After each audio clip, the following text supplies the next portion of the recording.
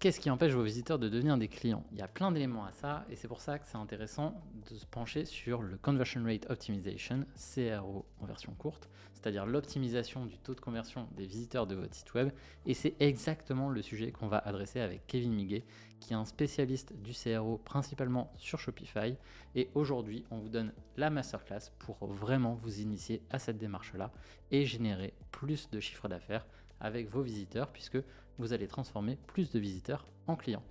Et avant de retrouver Kevin, si vous avez un site e-commerce et que vous voulez auditer l'intégralité de votre performance e-commerce, que ce soit sur la partie Google Ads, Social Ads, l'email marketing ou encore le CRO comme on va le traiter aujourd'hui, retrouvez en description de cette vidéo l'outil complet pour auditer votre e-commerce de A à Z.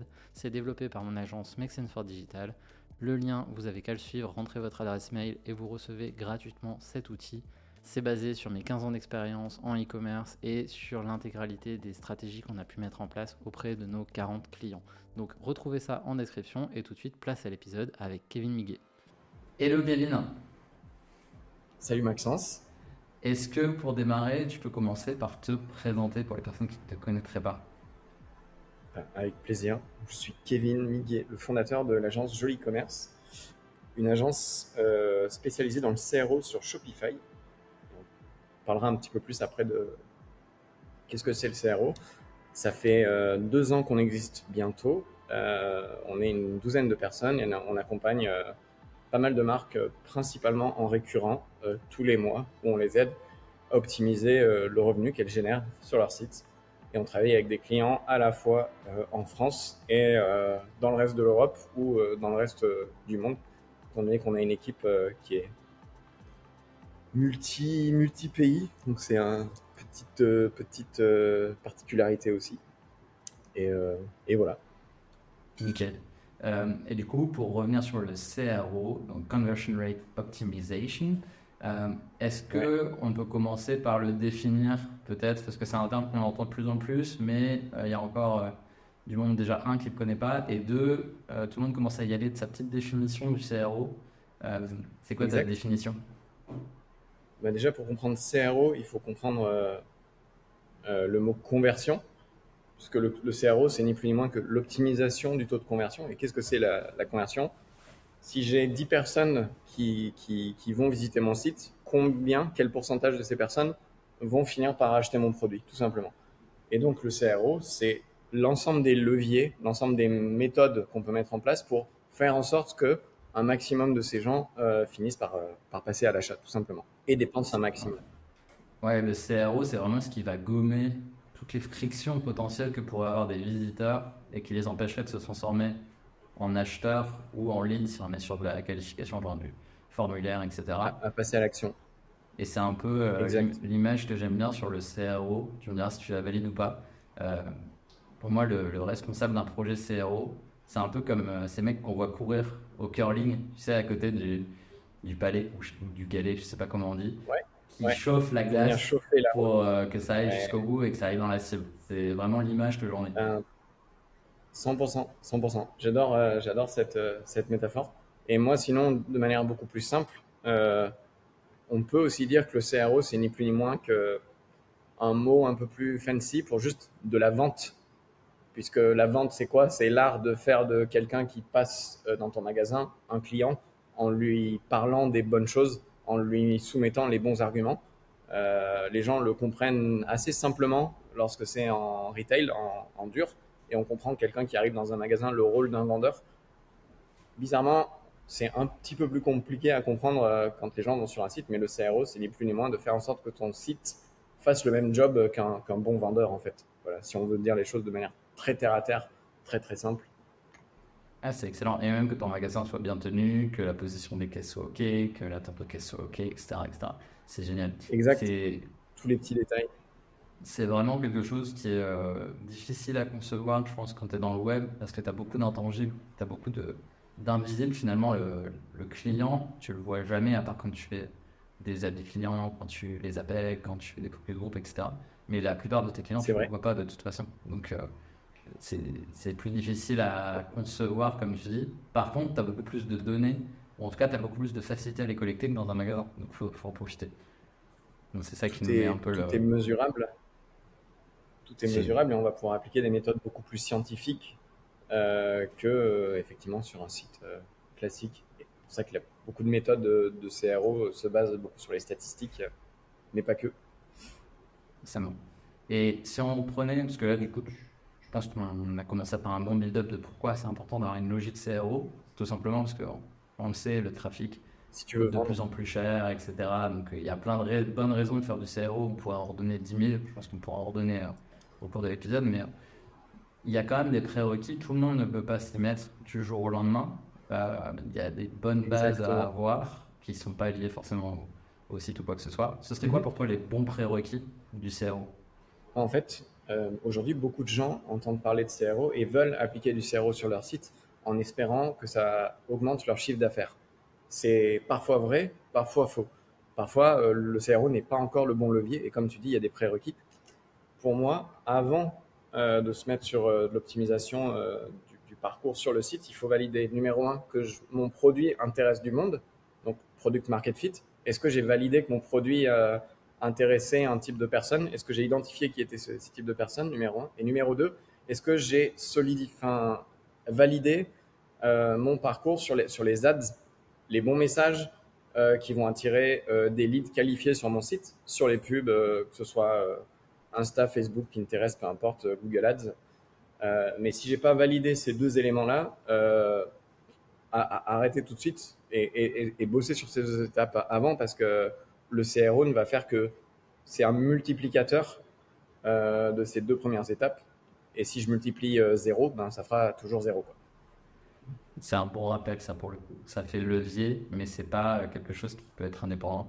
C'est un peu, ça me fait penser à l'email Exact. marketing pour le coup, où tu peux pas avoir une stratégie d'email marketing si t'as pas d'email dans ta base finalement. C'est un peu le même délire.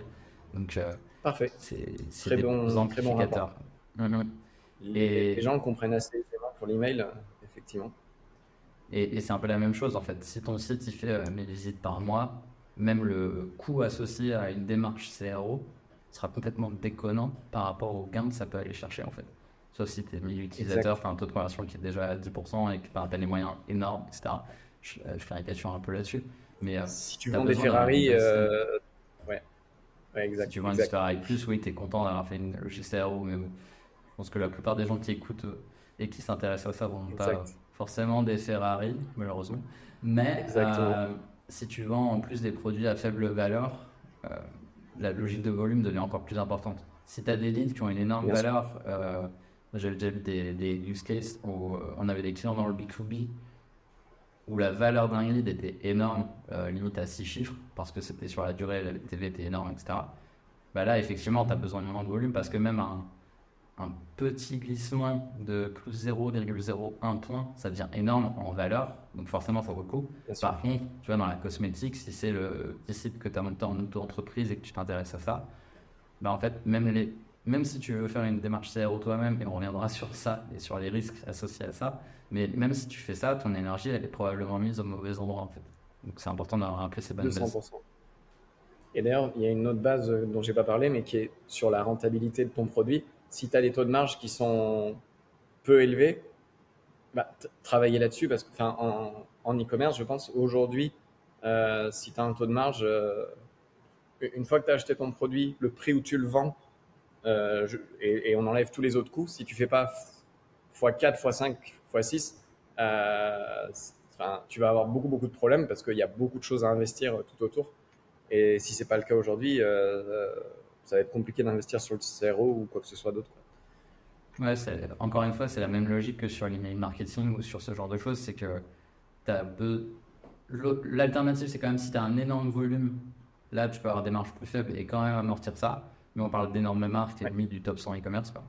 Mais ouais, tu as quand même cette notion de tes coûts fixes, tes coûts variables et bah, les logiques CRO, comme on le disait, ça vient faire un levier et donc il faut que ta marge puisse le supporter et que tu ailles chercher de l'incrément de marge, sinon ça n'a aucun intérêt, encore une fois. On n'est pas là juste pour avoir le site exactement. avec le moins section de l'univers si c'est pas quelque chose qui est rentable, en fait. Exactement. Le fait de dire que c'est un levier, je pense que ça suffit à comprendre. À comprendre. Si on veut tuer un énorme animal qui est en bas d'une falaise, juste utiliser un meilleur bâton. Si c'est pour lever un tout petit caillou, ça va pas faire la différence. En revanche, si j'ai un énorme caillou qui va être difficile à lever, voilà, le levier va faire la différence. Mais il faut d'abord travailler sur la taille de son caillou avant d'aller tuer la bête. Je pense que cette métaphore est pas terrible, mais c'est pas grave. C'est pas grave, elle est très validée. Et tu avais C'est sympa. un autre sujet, j'en parle souvent dans les vidéos sur le workshop Hormozy, donc le workshop d'Alex Hormozy, qui est un investisseur américain, pour ceux qui ne le connaissent Ouais. pas, qui, pour lui, en fait, limite tout business avant de faire 1 million de dollars de chiffre d'affaires à l'année. En fait, il faut se préoccuper de rien d'autre que de faire grandir le chiffre d'affaires avec de la vente à la dure et de l'organique, point barre.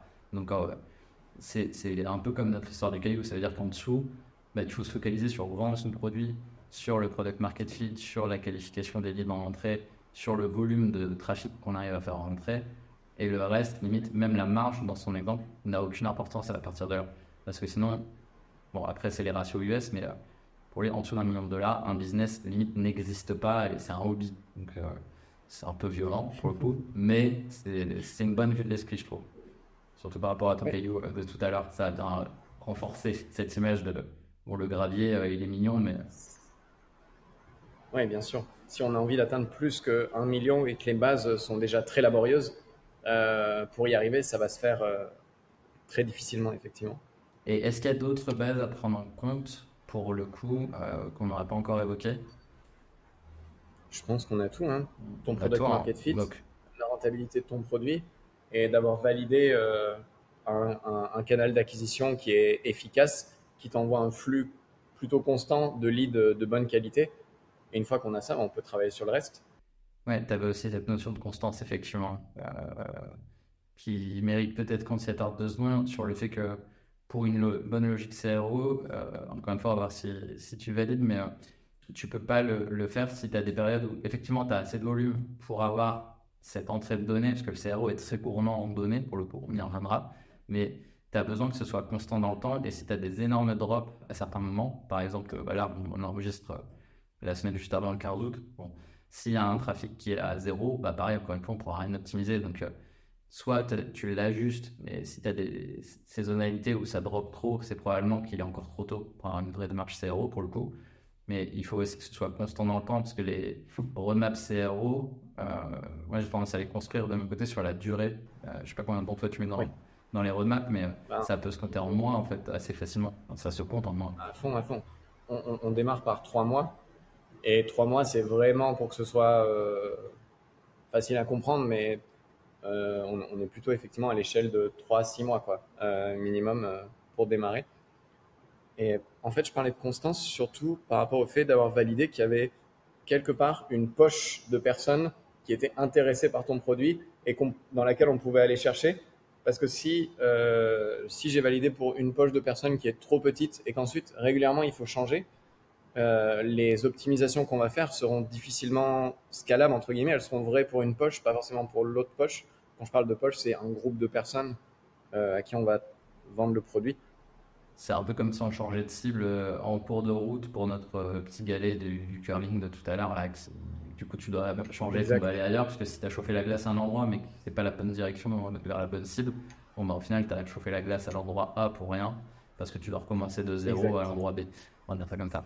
Et ce qui est exact. intéressant, c'est que ça revient un peu au product market fit quand même parce que dans le product market fit, de plus en plus, tu commences à avoir la notion de TAM, le Total Addressable Market qui est Oui, justement quelle est la taille de cette poche que je vais aller cibler. Et ça, pour le coup, c'est vrai que tu as quelques marques qui ont un TAM qui est trop faible. Et du coup, elles vont avoir besoin de pivoter ou de changer, ça dépend de si on est en termes si on utilise des termes de start-upper ou pas. Mais en tout cas, elle va avoir besoin de se déployer par ailleurs. Parce que bah, si tu vends des gourdes éco-responsables en carton recyclé qui intéressent 100 personnes en France, bah, si ta gourde, tu la vends 100 balles, bon, bah, tu vas la vendre 100 fois à 100 balles, mais ton chiffre d'affaires, il sera dead juste après. Alors que si tu vends une gourde en métal recyclé et qui intéresse pas tous les gens qui peuvent avoir envie d'utiliser une gourde, bon, bah, ton marché est complètement différent. Donc, c'est intéressant cette exact, notion-là aussi. Et ça, couplé à un canal d'acquisition, comme tu dis, que tu peux aller activer et utiliser comme un robinet à l'envers, entre guillemets, où exact, tu peux ramener du exact. volume. Tant que c'est rentable, tu peux aller le chercher, tu peux aller taper dedans. Tu ne dois pas être limité par la taille de la citerne d'eau qui alimente ton robinet, on reste dans les métaphores, mais par ta Ouais. capacité à ouvrir ou fermer le robinet en fonction de la rentabilité de tes campagnes, par exemple, si on parle de paid. Oui, ouais, exact. Et pour moi, globalement, cette stabilité-là dénote, enfin, représente un peu la maturité d'une marque aussi. Euh, Si t'es pas mature sur quel message envoyer, quel message fonctionne, ben continue d'itérer sur plein de messages différents, plein d'approches différentes sur tes. Parce que si tu l'as, les ads sont le meilleur moyen de tester différents messages avant de trouver le message qui fonctionne de manière beaucoup plus rapide que ce qu'on peut faire sur un site. Voilà, tu vas tester une nouvelle créa, un nouvel angle marketing. Imaginons, voilà, je vends des gourdes en métal recyclé. Ben, je vais tester l'angle marketing écologique, je vais tester l'angle marketing super solide et te suit absolument partout et c'est increvable et tu en achètes une seule pour toute ta vie. Et plein d'autres angles marketing. Et une fois que tu as trouvé le bon, ok, tu sais que c'est ça qui fonctionne. Qu'est-ce qu'on va faire? On va aller bourriner sur le site sur cet angle-là, puisqu'on sait qu'il fonctionne déjà sur les ads. Et les ads sont le meilleur terrain de jeu pour trouver ces angles, finalement. Donc, C'est clair que voilà. c'est ça qui est intéressant sur la partie testing, parce qu'au final, en ads, tu vas acheter ta donnée avec ces fameux angles marketing. Et ce qui est Oui, intéressant, c'est que tu vas même avoir potentiellement, si tu as deux angles qui fonctionnent, tu peux créer deux parcours différents. Mais là, on rentre déjà dans la logique de parcours, je pense qu'on va y ouais, revenir on aussi. parlera de ça un peu plus tard. C'est Ouais, c'est assez intéressant. Mais si on s'intéresse juste pour l'histoire des. Finalement, ce que tu nous expliques, c'est les USP, les Unique Selling Proposition, c'est qu'est-ce qui fait que ton produit est désirable et achetable et souhaitable par les gens et qu'est-ce qui fait qu'ils vont avoir envie exact. de cliquer, de découvrir, d'acheter, etc. Donc, t'as des. Ouais. À part les ads et le fait de tester, comment toi tu trouves des idées de testing là-dessus ou comment tu trouves les USP? Parce que je sais pas si tu as déjà eu le même tour que moi, mais parfois tu vois des personnes qui bossent pour la marque qui ont une vision de leur produit qui n'est pas celle de leur cible. Des clients. C'est ça. Ça arrive très souvent, et notamment en DNVB ou en DNVB, où quand il y a plusieurs profils, hein, mais on a quand même pas mal de profils de gens qui sont très experts de leurs produits, ils sont presque amoureux de leurs produits et ils n'ont pas un rapport très réplicable. Ils n'ont pas le même rapport que leurs clients avec leurs produits et ils vont vouloir en parler dans tous les sens, pas sur les mêmes points que leurs clients, effectivement. Pour répondre à ta question sur comment on fait pour ça, bah, il y a plein de manières.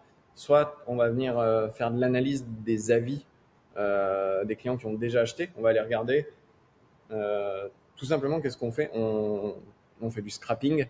Qu'est-ce que ça veut dire? Donc, le scrapping, c'est des méthodes avec du code pour extraire de manière automatique tous les avis d'un produit, si tu en as beaucoup, ou alors soit de ce produit, soit de produits similaires chez les concurrents qui ont déjà beaucoup d'avis et sur lesquels je vais pouvoir aller regarder, ok, pourquoi les gens achètent ça.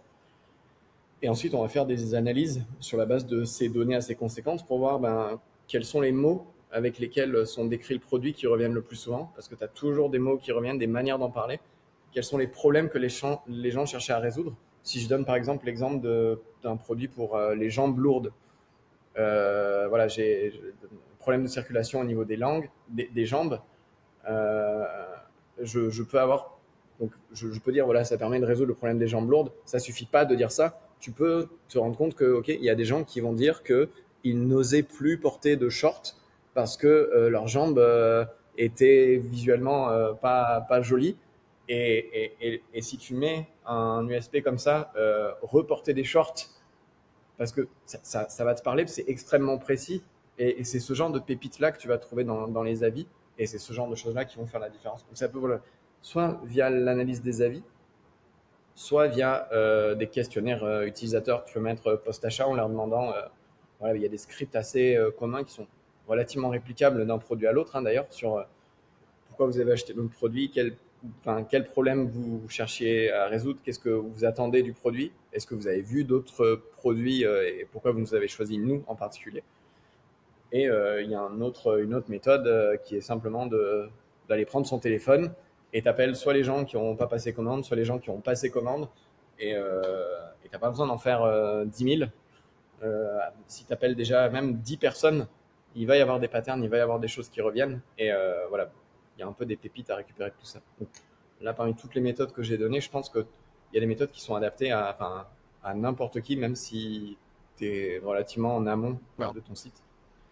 Et il y a un point important sur la notion d'appel, que tu en as qui vont me dire, ça y est, je vais appeler des gens, je suis motivé.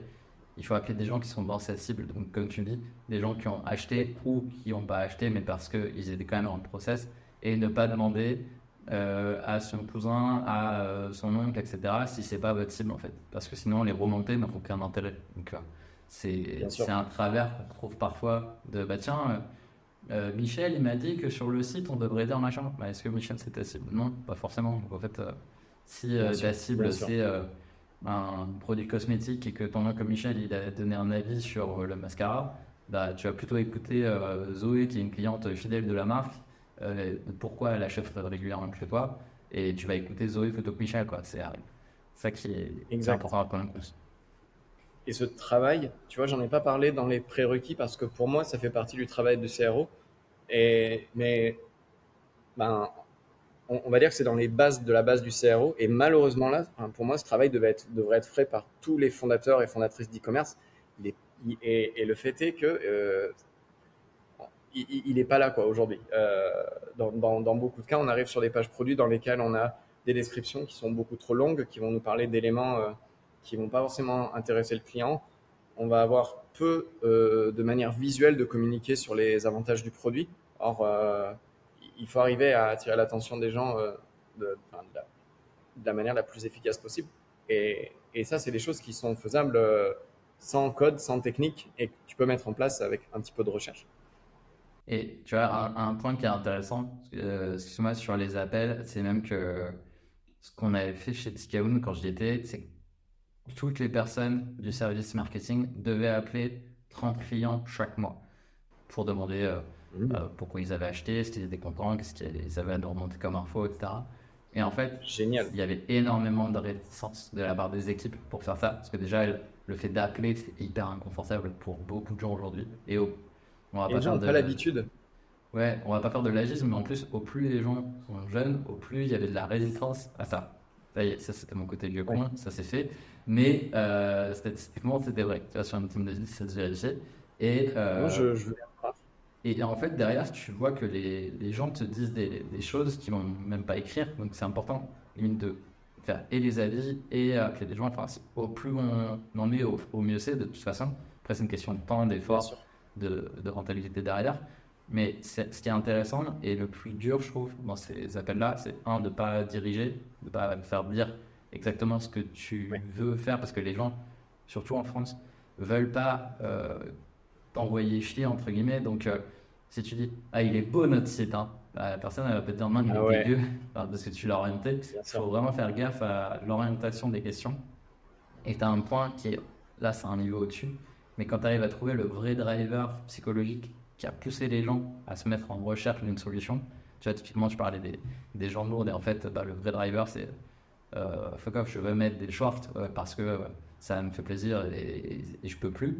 Bah, ça, là, pour réussir à faire en sorte que la personne accepte de partager des trucs qui sont comme ça et qui sont C'est intimes, qui sont personnel, dans sa bien tête, sûr. ça nous une création de rapport, une création de confiance qui est pas évidente à faire, mais pour le coup, ça te rapproche vraiment de tes clients et le gain derrière, il est énorme. Bien sûr. Et ne pas se dire, OK, ben, je comprends pas pourquoi. Récemment, on a un lead, il a dit, ben, j'ai mis 2 stagiaires là-dessus, elles ont appelé 100 clients et ils nous ont tous dit, ce qui revenait le plus, c'est que le produit était trop cher. Ça se travaille en fait, ces appels. Alors, les stagiaires sont sûrement il n'y a pas de problème, mais ça demande effectivement une certaine structure. Ça demande, comme tu dis, il faut aller creuser. Il faut prendre le temps si tu appelles, bonjour, est-ce que vous avez 5 minutes pour me parler de ça? Enfin, c'est compliqué. C'est comme faire de la vente en cold. Il faut, comme tu dis, prendre le temps de créer un lien et tu vas tirer rien de bon ou uniquement des informations qui seront du bruit au pire et au mieux des platitudes qui vont absolument rien t'apprendre. Donc attention à pas jeter la méthode. Et ouais, ouais, c'est ça. Moi aujourd'hui, même sur les projets que c'est pas moi qui gère directement, où je suis pas chef de projet, ben je fais ce genre d'appel aussi. Et, euh, et je trouve ça sain. Le fait que chez Tikamoon, chez ton ancien employeur, vous faisiez ça, ça permet aussi de garder les pieds sur terre et un contact avec le sol que tu as en retail. quand tu parles aux clients tous les jours et qu'on n'a pas du tout, et qui est hyper important et que tout le monde a tendance à oublier. Et moi, je le vois, les clients euh, chez qui le business fonctionne le mieux en ligne, c'est les clients qui sont obsédés par leurs clients, qui parlent à leurs clients très régulièrement et qui ils sont dans leur tête en fait. Mhm. Et Ouais, non, carrément. Et c'est c'est pour ça hyper que tu peux pas important. Sauf que quand, c'est quand je disais que tu pouvais pas le sous-traiter, c'est que tu le sous-traites pas comme tu sous-traites des appels. En général, c'est les fameux centres d'appels qui vont oui, bien sûr. voilà, parce que À vous êtes content 200%. de machin. Bah, en fait, on s'en fout, quoi. C'est pas le sujet. Euh, ce qui est Exact. intéressant, c'est d'avoir la logique, comme tu dis, analytique derrière et le côté un peu quasi mentaliste d'aller chercher la vraie nature de ce que pensent les clients ou les non-clients, si tu appelles les prospects. Mais Exact. c'est Et ça va un à peu. déléguer aux personnes qui savent faire. Exact, exact. Ça demande de l'empathie aussi, mais ça peut être vraiment game changer. Et je sais que les méthodes quantitatives ont la cote, voilà, parce qu'elles ont ça de rassurant. Il y a un côté, voilà, c'est chiffré, donc ça veut dire que c'est la bonne direction. Nous, on est assez fan du qualitatif chez Joli Commerce parce que ben, t'as pas besoin d'avoir des volumes gigantesques pour pouvoir tirer des insights intéressants. Et moi, personnellement, j'ai plus de facilité à interpréter et à faire une agrégation du message que j'ai eu avec 10 personnes avec qui tu fais une forme d'empathie, avec qui tu vas comprendre le problème beaucoup plus que avec des chiffres où les conditions, enfin les conclusions peuvent être. Tu peux prendre plusieurs conclusions différentes à partir de chiffres similaires, et il faut que le volume soit suffisant pour avoir des chiffres qui veulent dire quelque chose. Et c'est pas toujours le cas chez les marques en e-commerce. Oh, bonjour. Ceci est une interruption pour vous rappeler qu'on recrute chaque jour les meilleurs experts du marketing digital pour notre agence Make Sense for Digital. Si vous êtes passionné par le marketing digital dans son intégralité ou si vous êtes passionné par un seul des leviers, par exemple Google Ads, Facebook Ads ou encore l'email marketing, vous retrouvez tous les liens en description de cette vidéo pour nous rejoindre à l'agence. Et justement, en parlant de travailler avec les meilleurs, si vous cherchez une agence pour coordonner l'ensemble de vos leviers marketing, faire travailler aussi bien Google Ads que Facebook Ads, que votre email marketing ou encore le SEO et donner du sens à tout ça, contactez-nous, vous pouvez réserver un appel avec un membre de notre équipe, le lien est en description. Et si le contenu que vous êtes en train de regarder vous plaît, n'oubliez pas de laisser un pouce vers le haut, de vous abonner ou de laisser un commentaire pour montrer à l'algorithme YouTube qu'on sait de quoi on parle et qu'il a raison de pousser cette vidéo à d'autres professionnels du marketing comme vous. Et maintenant, retour à votre vidéo. C'est un peu le problème. Et une fois que tu as fait ton tour, on va dire, tu as quand même un niveau suivant qui est, surtout si tu es sur des produits un peu plus exotiques que d'autres, tu vois, quand tu es sur des produits qui ne sont pas encore des commodités, tu as différents niveaux quand même de recherche de solutions chez les gens, de connaissances, les fameux problem aware, solution aware, etc. Là où aujourd'hui, en plus, on, on en parle de plus en plus, mais parce que Google avait théorisé comme étant le messy middle, où tu avais, avant c'était très linéaire, tu avais la phase de découverte, la phase d'évaluation et la phase d'achat. Les gens découvrent les solutions à leurs problèmes, ils vont évaluer les Ça alternatives et explose ils vont acheter. complètement aujourd'hui. Aujourd'hui, c'est des 8 infinis et ainsi de suite. C'est linéaire. Google te dit il y a 500 points de contact avant un achat en moyenne. C'est Ouais. énorme, c'est Google qui Ça dit dépend ça. de ce Donc, que tu vends, mais voilà, ouais, c'est quand même énorme. Et du coup, tu te il faut dis comment tu faut t'adresses à l'accepter. ces personnes-là. Comment tu t'adresses à des personnes qui sont dans différentes phases avec un parcours qui est censé être unique. Comment t'adresses ça de ton côté? Ben, en fait, alors, à la fois les gens sont à des niveaux d'éducation différents, à la fois tu as quand même, numéro un, imaginons je vends un complément alimentaire de vitamine C ou de protéines. Donc voilà, je suis sur un marché aujourd'hui. Effectivement, il y a des gens qui savent pas quels sont les avantages de la protéine sur le corps. Ces gens-là, ils sont assez loin de l'acte d'achat. Comment je vais faire? Je vais essayer de les targeter avec les bonnes ads ou alors faire des articles SEO euh, sur lesquels ils vont tomber en faisant les recherches que je fais quand je me pose ce genre de questions. Mais le reste du site, qui va représenter, on va dire, la majorité des gens qui sont prêts à vendre, va plutôt s'adresser aux gens qui sont en phase de comparaison, parce qu'il y a plein de solutions différentes en apport de protéines, et qui vont plutôt parler de comment je vais comparer les différentes solutions. Effectivement, une seule page, c'est compliqué de parler à tout le monde, et je pense que c'est plutôt, faut penser en termes de parcours d'achat. Si je découvre la marque Aujourd'hui, ben, peut-être que sur ta homepage, tu vas mettre à un moment un article de blog qui va te parler de ça en particulier. Mais globalement, le message, pour parler de cet exemple précis, j'aurais tendance à l'axer pour les gens qui sont en phase de comparaison, puisque ils sont au plus proche de l'acte d'achat. Et de toute façon, les gens qui vont arriver sur ton site sont des gens qui sont a priori à ce moment-là. Les gens qui sont en recherche, ils vont te trouver via. Enfin, il faut pouvoir être trouvé par ces gens-là. Et ça se fait via voilà, le travail sur du contenu SEO, par exemple, ou des ads en mode listicle, donc avec des listes de raisons, 10 raisons pour lesquelles la protéine est bénéfique pour votre prise de muscle. Et tu vas aller cibler tous les go muscu en ads. Bon, a priori, eux, ils savent déjà que la protéine enfin, c'est déjà assez connu, mais on va dire que je dis absolument n'importe quoi et c'est probablement pas vrai. 10 raisons pour lesquelles la protéine est bonne pour votre récupération postpartum. Je ne pense pas que ce soit vrai. Et là, tu vas aller viser toutes les jeunes mamans et avoir une ELP qui explique ça. Et là, tu vas, oh, bah disons, je savais pas. Voilà, tu vas faire de l'éducation. Donc voilà comment je l'adresserai avec des parcours d'achat différents, des pages différentes. Et au global, le site doit de toute façon se concentrer sur les gens qui sont sur la majorité. Juste, je termine là-dessus. Si par contre, je vends un produit qui est complètement révolutionnaire et que personne ne connaît, je ne sais pas, une gourde qui permet d'aller dans l'espace, qu'est-ce que c'est que ça? La plupart des gens ne savent pas ce que c'est, ce que ça existe et comment ça peut marcher.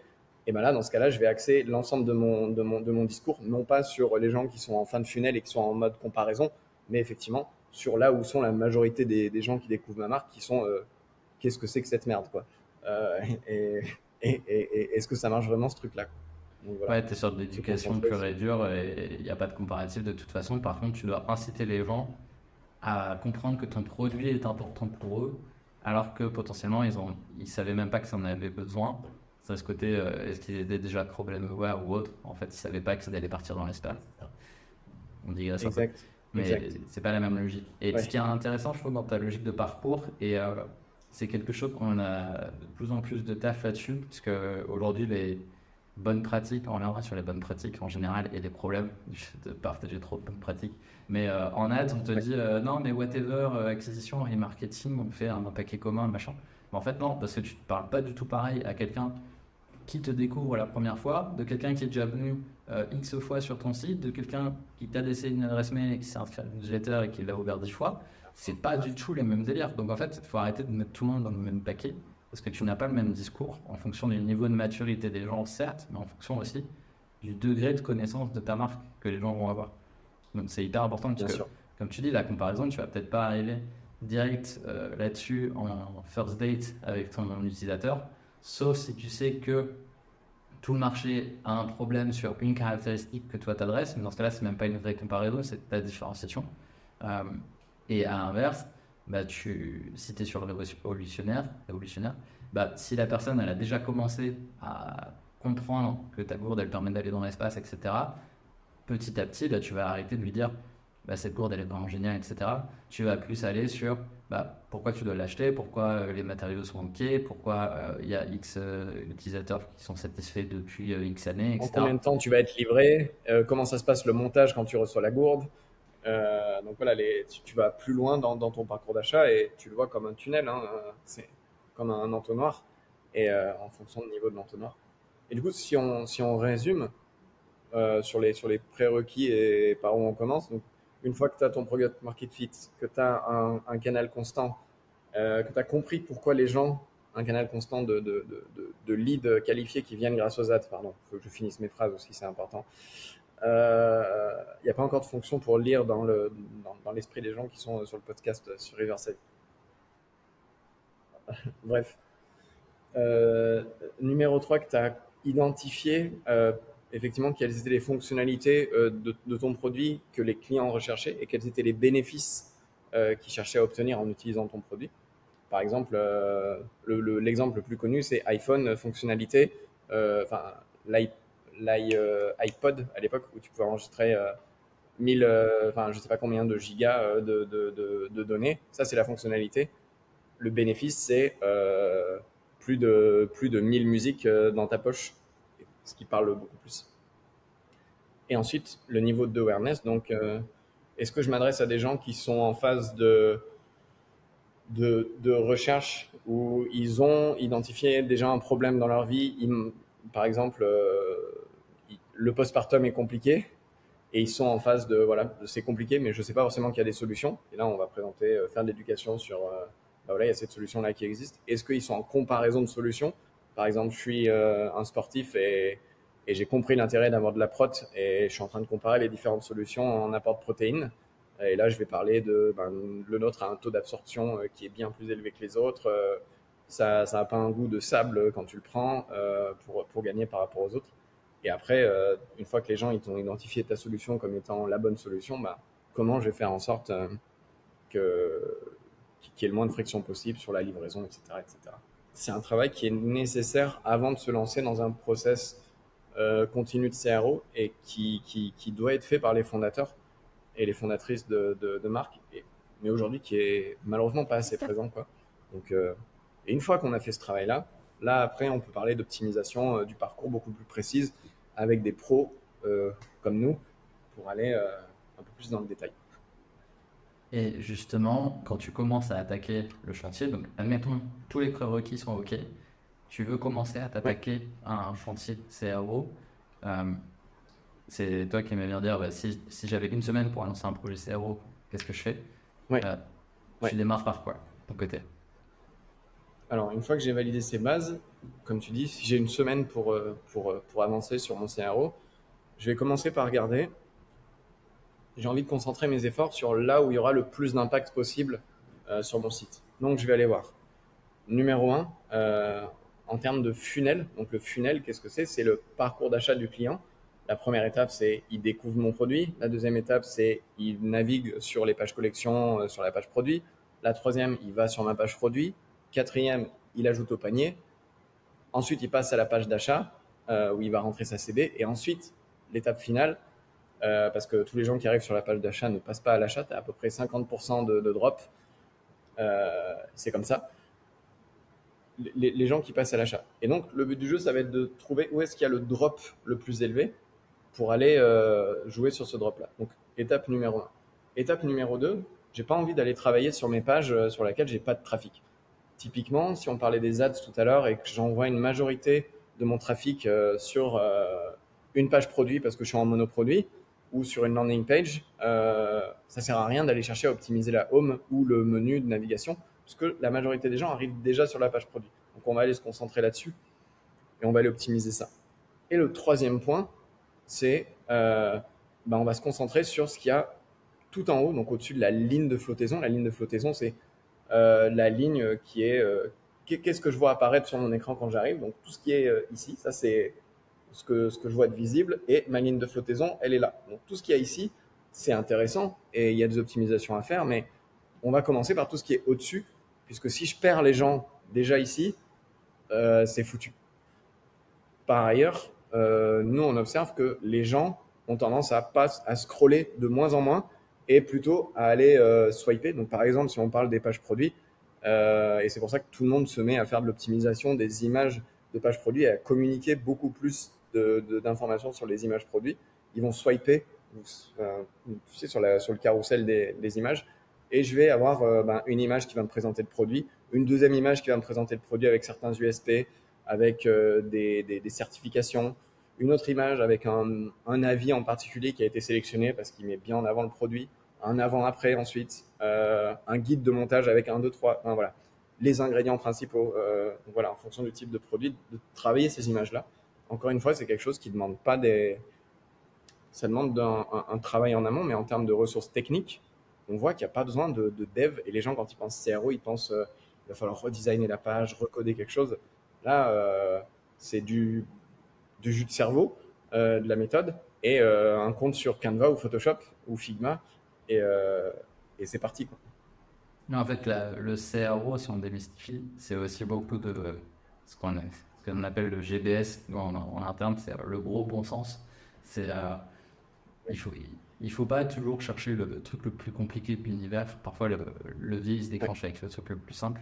Et comme tu dis, Exact. ce qui est au-dessus de la ligne de flottaison, donc en gros, ce qui est visible sans que la personne fasse la moindre action, elle n'a pas à scroller avec des symboles que ça sourit, pour voir tout ce qu'il y a là-dessus. C'est là où tu as le gros du trafic de toute façon, parce que c'est ce qu'il va se voir. Et cette notion de swiper, du coup, de gauche à droite, ça, c'est des logiques aussi à avoir. Là, pour le coup, ça peut demander un peu de dev si tu n'as pas de logique comme ça, même sur tes différentes fiches produits, etc. Peut-être sur Shopify, c'est quand même plus facile, effectivement. Mais si tu es sur d'autres CMS, donc des outils qui permettent de gérer un site, peut-être que ça peut être un peu plus compliqué, mais autant développer la fonction en tant que telle et après la déployer et tester à l'intérieur de ça. Enfin, c'est le petit, pas un peu win, mais le petit win ou le petit prérequis à avoir peut-être technique pour tester ce genre de fonctionnalité hors Shopify et hors CMS qui le permettent de base pour le garder. Et les tests à avoir peuvent être sur l'ordre de ces images, puisque ces images vont mettre en avant des aspects différents du produit. Et peut-être que c'est plus intéressant de mettre la première image avec un avis du produit pour un certain produit. Pour un autre produit, ça va être un avant-après. Bon, généralement, je recommande quand même d'avoir une vue produit assez clean avec juste des certifications et basta en première image, parce que c'est ce qui fonctionne en général. Mais encore une fois, il n'y a pas de vérité absolue et les bonnes pratiques, selon moi, n'existent pas, ou presque. Mais j'aime bien dire que les bonnes pratiques n'existent pas, parce que c'est plus facile à retenir et c'est choquant d'entendre ça. Une bonne punchline. Et de rappeler que, comme tu dis, le CRO, c'est simple et c'est juste de la vente en fait. Juste comment je fais pour faire de ma page produit le meilleur ambassadeur de mon produit et de faire en sorte de convaincre les gens. Et si tu rationalises les choses de cette manière, en simplifiant, ça devient beaucoup plus facile à comprendre pour tout le monde en fait autour de la table. Et je pense que c'est une bonne manière d'approcher la question. C'est une bonne façon de voir, et surtout quand tu penses vente, en fait ce que tu penses c'est utilisateur, et donc de quoi l'utilisateur a besoin pour passer à l'étape suivante. Parce que ce qui est intéressant, et tu reparlais de logique d'entonnoir, de funnel un peu plus tôt, c'est que le build de chaque page est là pour amener le client ou le visiteur à l'étape suivante. Donc un peu comme, on en revient en parallèle avec l'email, hein, mais dans la dernière vidéo que j'avais fait sur l'email marketing, je disais le but de l'email, c'est juste de faire venir les gens sur le site, parce que tu ne peux pas mettre ta carte bleue dans un email, tu ne peux pas mettre ton PayPal dans un email, et ajouter au panier, etc. Pas encore. Donc, et depuis les années 80, l'email n'a pas trop non plus changé en termes de fonctionnalité primaire, on va dire ça comme ça. Donc le but, c'est de faire passer à l'étape suivante, qui du coup, tu as le landing page de l'email. Là aussi, tu peux faire des logiques d'A/B test selon les volumes que tu as. C'est hyper intéressant de savoir. Est-ce que la landing page de ton email, c'est une impasse ou pas? C'est la même logique en ads comme tu l'as évoqué. Mais même une fois que ta landing page elle a été visitée, il y a un objectif de faire aller la personne plus loin dans le parcours. Donc, est-ce que c'est direct faire un ajout panier et ensuite, une fois qu'elle est dans le panier, la faire passer chaque étape petit à petit jusqu'à ce que tu aies la précieuse carte bleue à avoir? Mais c'est le seul but normalement d'une page, c'est de faire rentrer les gens un peu plus profondément dans ton site, dans ton offre, et vers l'achat en fait. Sachant qu'il faut accepter que parfois ton client, il va arriver sur ta landing page, il va découvrir le produit et il va partir et il sera retargeté par une pub un peu plus tard, dans un jour, 2 jours, 3 jours, une semaine, un mois, et il aura déjà créé cette relation avec la marque parce que tu auras fait une landing page un peu sympa. Il va pas forcément passer à l'achat à ce moment-là et c'est ok aussi, mais ouais. Globalement, bien sûr que le but du jeu de chaque page, c'est d'aller emmener à l'étape suivante. Et l'étape ultime, à la fin, étant le client a passé commande. Et l'étape encore plus ultime, c'est le client va racheter. Et l'étape encore plus ultime, le client va devenir ambassadeur de ta marque et va parler de toi autour et adore ta marque. Ça, c'est le but du jeu à la fin, quoi. La première commande est le niveau ultime. La Customer Advocacy, exact. On avait fait un épisode de podcast avec Christophe de chez MentionMe, qui est un outil qui se plaît bien aussi à Shopify pour la Customer Advocacy, donc le fait d'identifier lesquels de tes clients actuels ont le potentiel de devenir des ambassadeurs et de recommander ta marque. Très cool. Et de déployer toutes les logiques. En se basant sur leur activité en ligne, j'imagine. C'est ça. Des micro-influenceurs parmi des leaders d'opinion. C'est ça, ça prend plein de facteurs en compte avec le temps, etc. Enfin bref, tu avais plein d'éléments en fonction de ce qu'ils ont acheté, parce que parfois tu as des produits qui créent plus d'ambassadeurs que de clients récurrents ou que de one-shot, etc. Donc c'est hyper intéressant. Ça permet aussi à d'autres logiques d'optimisation. Mais pour revenir sur ta première semaine finalement, donc elle est bien remplie, ta première semaine de chantier CRO, comment tu priorises, par exemple, si tu as envie de faire 2 tests, faire une page, comment tu décides lequel tu vas faire en premier? Première chose, donc alors voilà, imaginons qu'on a un monoproduit, on renvoie la plupart des gens sur une page produit du coup, et ça c'est ma landing page, et on a envie d'optimiser ce qu'il y a tout en haut de ma section. Ça dépend d'où on part, peut-être que tes images sont optimisées, peut-être qu'elles sont pas optimisées, peut-être que les bénéfices produits et les USP sont bien mis en avant, peut-être qu'ils ne le sont pas. Imaginons que tout ça soit là et qu'on ait quelque chose d'optimisé. On peut ensuite avoir une première idée. Imaginons, on a fait de la recherche un petit peu sur les avis. On voit que beaucoup de gens parlent, si c'est toujours je ne sais pas quel exemple on peut prendre encore une fois, mais tous les gens parlent de la même chose et cet élément-là est pas présent. Et ben on va essayer dans ce cas-là de changer le sous-titre en dessous du titre produit pour faire en sorte qu'il mentionne cet élément-là. Ça peut être un premier test tout simple. Donc ça peut être une première idée de test. Une seconde idée de test, ça peut être d'avoir une section en dessous qui met en avant cet élément-là qui est mentionné par les gens. Si on parle de protéines pour les sportifs et qu'on veut parler de l'absorption, on peut avoir une section complète qui est liée à ça avec des chiffres scientifiques, etc. et une étude. Là, par exemple, si je dois prioriser entre les deux, moi, je vais prioriser ce que les gens voient le plus tout en haut. Nous, on a une méthode chez Joli Commerce de priorisation. Donc, tu as plein de manières de prioriser. Tu as des gens qui utilisent la méthode ICE, donc en regardant l'impact sur le coût, sur la probabilité qu'on y arrive. Nous, on aime bien. Ça, c'est un peu compliqué parfois parce que c'est des valeurs qui sont subjectives. Et on aime bien donner des scories avec des réponses simples que même un enfant de 3 ans, auquel même un enfant de 3 ans peut répondre. Et donc, ces questions simples, c'est est-ce qu'en termes de développement, ça va prendre plus de 1 heure à développer, oui ou non? Est-ce que mon élément, il est visible tout en haut de la page, oui ou non? Est-ce que du coup, il va être vu par quel pourcentage? Voilà, numéro 2. Numéro 3, est-ce que c'est quelque chose qui demande un travail important en termes de créa? Est-ce que je dois passer plus d'1 heure en termes de créa, de recherche, etc. Est-ce que j'ai des images à produire? Est-ce que j'ai un shooting à produire? Et numéro 3, est-ce que et celui-là c'est le plus subjectif, de 0 à 5, à quel point je suis sûr et j'ai backé ma décision par des données et je suis sûr que les gens seront intéressés par ça et que ça changera le levier. Par exemple, moi j'ai un gut feeling que euh, les sportifs ont besoin de savoir en général en combien de temps je peux avoir du résultat et c'est globalement une bonne pratique de donner des infos précises sur le temps de résultat.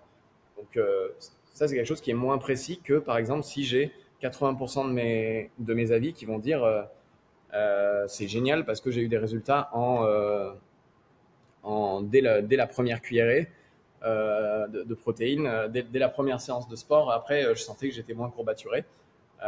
Même si c'est pas l'intérêt des protéines, on voit que je ne suis pas du tout client, mais c'est pas grave. Euh, et donc de cette manière-là, je vais pouvoir prioriser. À la fin, on fait un score entre guillemets. Donc si j'ai quelque chose qui est tout en haut de la page, qui est facile à mettre en place, qui est backé par les avis utilisateurs, parce que tous mes utilisateurs parlent de cet élément-là, boum, ça, il faut le faire tout de suite en fait. Si j'ai un truc qui est un peu plus bas dans la page, qui va demander à un développeur de bosser pendant 1 heure ou 2 sur quelque chose où j'ai un design à faire, à valider, etc., c'est cool. Mais faisons-le un peu plus tard parce que notre objectif, c'est d'avoir un résultat puissant le plus rapidement possible en investissant le moins possible. Et des idées, on peut en générer à l'appel. Et ce travail de priorisation, il est extrêmement important et c'est ça qui va faire la différence entre, malheureusement, en fait, c'est ça qui va faire la différence. Fait de travailler avec des experts comme nous parce que quand c'est ton produit, c'est aussi difficile d'arbitrer. Tu as envie de tout faire en même temps. Il y a tout le monde qui te parle de ton produit, donc tu as l'impression que ton site il est tout pourri et qu'il faut absolument tout changer tout d'un coup. Des choses qui sont parfois contradictoires d'ailleurs. Ça, on a le cas assez régulièrement des fondateurs ou des fondatrices ils ont envie de tester plein de choses et ok, déjà assieds-toi, respire un bon coup, fais-toi un matcha, on se pose, on va lister toutes les idées et on va les prioriser parce que tout ne peut pas être fait en même temps. Et il y a certaines choses dans ce que tu me dis qui ont l'air très intéressantes, juste l'air intéressantes en fait, qui sont excitantes. On a envie de voir le site bouger, on va dire voilà, on va mettre un système de recommandation avec IA parce que ça n'a pas forcément l'impact voulu et voilà. je parle trop. Ouais, Je répète les mêmes choses. souvent, Mais tu as envie la de te faire priorisation, c'est plaisir. hyper important. Quand tu es fondateur, tu as envie de te faire plaisir. Et à l'inverse, tu vois, tu as des personnes qui sont hyper carrées là-dessus. Et tu as le fondateur d'une marque qui m'avait dit il y a pas longtemps, mais des idées, moi j'en ai à la pelle dès que je vais aux toilettes, il n'y a aucun problème, j'en ai plein. Par contre, c'est le problème de priorisation et de savoir quel roadmap je mets en place qui m'intéresse. Et donc, tu vois, c'est un peu comme notre problème aware, solution aware, etc. Tu as un niveau de idea aware. En fait, une idée, ça vaut pas grand-chose. C'est l'exécution qui compte. Et la priorisation, bah, finalement, c'est ce qui va déterminer 100%. l'exécution ou non. Donc, j'aime beaucoup ta façon de prioriser. Ça me fait penser, en version low cost, tu avais le effort impact qui reste subjectif pour le coup, mais qui au moins a deux Bien composantes. sûr. Euh, et tu as aussi le gain estimé. Alors, une fois, on m'avait fait faire ça, c'était quel est le gain Les estimé certitudes. en euros, etc. Tu avais un sujet là-dessus. Et l'autre point, C'est c'est aussi à difficile de quel point je vais répondre à cette avoir, question. ouais, à quel point je vais avoir la facilité à collecter la donnée derrière, à quel point je vais avoir vite des résultats versus, bah, on disait en rigolant avant l'appel, mais si tu avais testé un bouton qui est sur la toute dernière étape du panier, tu as intérêt à avoir un sacré volume de personnes qui transitent par cette page-là pour avoir le moindre impact. Parce que bah, ton volume d'entrée, c'est pas du tout le même robinet que ta landing page qui vient des ads ou même du reach de tes ads en tant que tel. Le À fond. volume qui À reste, fond. c'est 0,1,x% de ton site, hein, de tes visiteurs. Oui, Peut-être un peu plus dans certaines verticales, admettons. Mais tu es sur un échantillon très très restreint en tout cas. C'est ça que c'est très dur, exact. très long d'avoir la moindre fiabilité statistique. Et dans la plupart des cas, sauf sur les très gros sites, tu vois, tu prends les Leroy Merlin et autres, oui, il y avait des intérêts à tester ce genre de choses, mais tu n'as aucun intérêt à tester quelque chose qui est sur ta dernière page du panier si tu as un volume qui est celui de la plupart des e-commerçants, on va dire pas le ventre mou du e-commerce, c'est pas Exact. méchant, mais en tout cas la majorité des e-commerçants, quand tu fais moins de 100-200 millions de CA en e-commerce, bah, tu t'excites pas sur cette page-là en fait. Le gain il est en entrée et c'est limite sur la landing page que tu Exact. dois te focus le plus possible. 200%. Et parfois, les A/B tests, alors à la fois, les gens ont envie de mettre beaucoup de choses en place, à la fois, il manque encore aujourd'hui cette habitude d'itération. Une fois que j'ai testé quelque chose, ça ne veut pas dire que voilà, ça va rester ad vitam aeternam de la même manière. Reprenons l'exemple du retail. Ma vitrine, elle doit changer régulièrement. Tu demandes ça à n'importe quelle personne normalement constituée qui fait un peu de commerce et qui a un peu de jugeote. Bien sûr, en revanche, sur les sites, tu vois des sites qui ont une homepage qui n'a pas bougé depuis 1 an, 6 mois, et qui a pas testé de nouvelles choses. Si j'ai une landing page, par exemple, qui convertit mieux, ou qui convertit moyennement mieux que ma page produit, ça ne veut pas dire qu'il faut la jeter complètement. Il va falloir itérer, je peux itérer sur des choses simples, sur l'image, encore une fois, tout ce qu'il y a en haut. L'image que je vois quand j'arrive, la proposition de valeur que j'ai. C'est les choses qui sont très faciles d'itérer là-dessus. Je peux présenter mon produit comme étant la solution miracle avec le meilleur taux d'absorption du marché si je suis une marque de protéines. Je peux présenter ça avec la marque de protéines qui est qui en plus d'être une marque de protéines, te permet d'éviter les courbatures parce qu'il y a de la créatine à l'intérieur ou je sais pas quoi. Et c'est le meilleur ratio avec la meilleure sélection. Il faut que j'arrête de faire semblant d'avoir de la connaissance sur ce sujet. Je n'ai aucune connaissance sur les compléments alimentaires pour sportifs. J'essaie de m'inventer une vie là. Ce podcast n'est pas Et du coup, sponsorisé par Thibaut InShape. exact, exact. Et donc, de ne pas hésiter à itérer là-dessus et de tester des nouvelles variations, c'est hyper important. Et s'il y aurait de la même manière qu'on teste sur les ads aujourd'hui, ça c'est assez bien accepté par la plupart des sites. Enfin, la plupart des e-commerçants ont compris qu'il fallait itérer sur les ads pour pouvoir trouver le bon message. Ayez la même pratique sur tout ce qu'il y a en haut de vos pages produits, sur le discours. Quelle proposition de valeur, quelles images, quels bénéfices je vais mettre en avant en premier. Et, euh, et voilà. Ouais, c'est vrai qu'on a un niveau de maturité qui change quand même chez les commerçants. Il y a encore des classes à prendre, entre guillemets, et des avancées par rapport à des concurrents là, qui a, si on met en place dès maintenant des logiques CRO qui sont valables et qui sont valorisées au même titre que les logiques d'acquisition, comme tu dis. Parce que surtout chez les DNVB, il y avait une énorme course à l'acquisition, etc., le growth, etc. Et en fait, ça coûte cher, ça a toujours coûté cher. Et tu vois, le côté acquisition pure, en fait, l'acquisition, c'est un mal nécessaire, j'ai envie de dire. mais ça vient uniquement donner les meilleurs résultats possibles si tu as les bons supports. Et tu vois, chez Ticketmoon, pareil, quand j'avais dû créer le service marketing, j'avais organisé sur 3 pôles au début. Tu avais acquisition, conversion et UX et CRM. Donc en fait, tu avais ton pôle conversion et ton pôle CRM qui étaient, on va dire, les deux pieds sur lesquels ton acquisition elle pouvait marcher. Sinon, c'était une fuite permanente en avant où tu vas acheter du trafic, etc. Et ça vient te ponctionner un budget en permanence.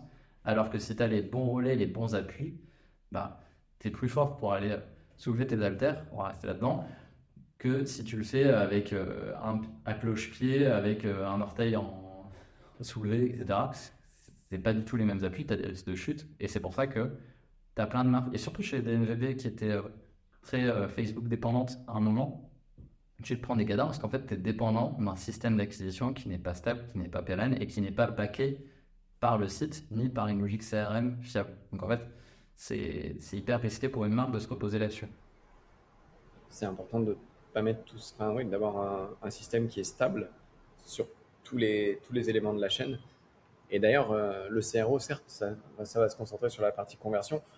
Moi, dans le CRO aujourd'hui, j'englobe, même si dans la définition CRO, c'est Conversion Rate Optimization, tous les experts CRO aujourd'hui, on travaille tous sur aussi l'AOV, donc le panier moyen, qui va me permettre sur mon premier achat, parce qu'aujourd'hui, il y a beaucoup de marques sur leur premier achat, elles ne sont pas rentables, vu les dépenses qu'elles ont, et elles vont se rattraper sur les deuxièmes achats. Un de nos objectifs, c'est de faire en sorte que ce premier achat soit le plus rentable possible. Euh, quand on peut le faire, parce qu'il y a des produits sur lesquels les gens ne sont pas chauds pour acheter des upsells, ok. Et en tout cas, de maximiser le panier moyen sur le deuxième, le troisième et les autres achats. Ouais, bah, t'as le ratio, pareil, chez Hormozy, il en parle énormément, mais le ratio LTV sur CAC, qui est un Oui, ratio limite qui permet de savoir si une marque va pouvoir grandir ou non, parce que c'est le ratio entre oui, la valeur que va te ramener un client à vie et le coût d'acquisition d'un client.